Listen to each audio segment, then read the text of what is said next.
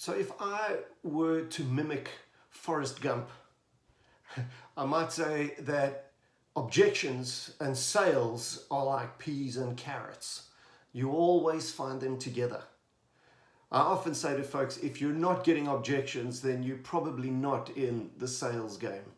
It's one of the scariest words. It's one of the things that causes salespeople to freeze up, and it becomes a major, major issue in a salesperson's life. A major, major stumbling block is objections.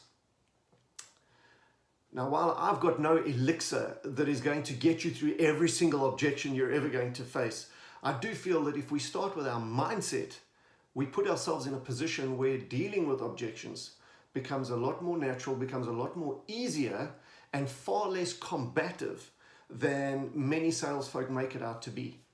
I think very, very many people are so passionate about their product, they're so passionate about their idea and the fact that they're there to sell, that they come in with this incredible pitch, and I'm going to deliver my pitch no matter what happens and get this person to sell, that they don't realize that they are setting up a very combative environment. And most people would automatically push back. I'm not going to get pushed around into a sale. And our objections are, as clients, our tools for pushing back on this barrage of a pitch that's in front of me.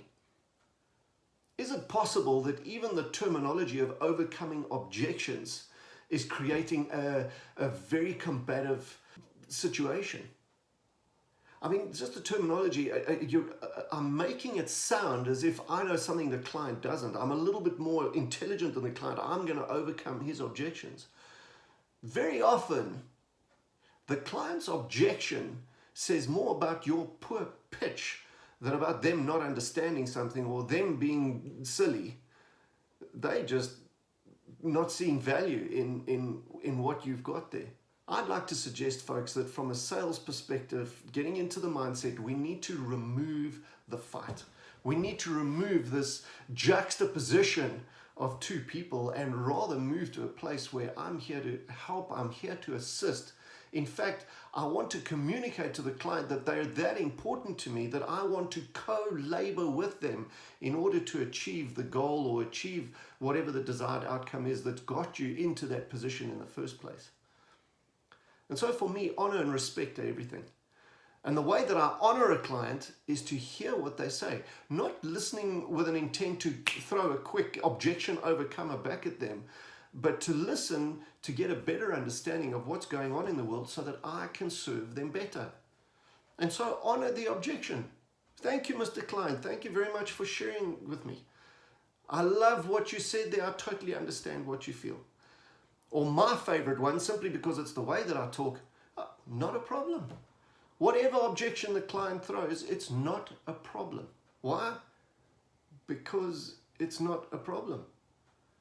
But then I use that response to kind of dispel the fight attitude and try and re-engage the customer to find out more information so that I can be of even more service. Asking questions, I think it's a lost art in business. I think it's a lost art in life in general. We assume so much and we're so keen to give our opinion that we've forgotten that there's another human being sitting on the other side of the desk. Actually, we can honor that person by finding out more about them and telling them less about ourselves or even about our product. We need to find out as much information as we can from that client before we even pitch our product, in my opinion. So folks, let's remember another thing, that this is a discussion, it's a chat. You're not going to waterboard your client into taking your product. We're just asking a couple of questions. It's not an interrogation. And the whole idea is that I can serve you better when I have more information around you and around your business and around your goals. So how's about that as an approach? Starting off in the mind. Honor first and last. Ask questions. Re-engage. And let's see if we can get to a co-laboring solution which would present the close. I will go into objections in at another opportunity, specifically the price objection. I'll do some stuff around that, and there is some language that we can use. But at this stage, folks, let's take the fight out of let's make it less combative, let's make it less confrontational, and let's be having just some genuine chats with people that you really love, you really want to know more about them, and you really want to serve them to the best of your ability. Good luck with those objections.